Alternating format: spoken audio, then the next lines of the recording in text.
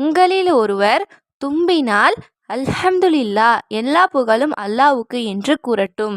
அவருடைய சகோதரர் அல்லது அவரது நண்பர் அவருக்கு யர்ஹமுகல்லா, அல்லாஹ் உங்களுக்கு அருள் புரிவானாக என்று கூறட்டும்.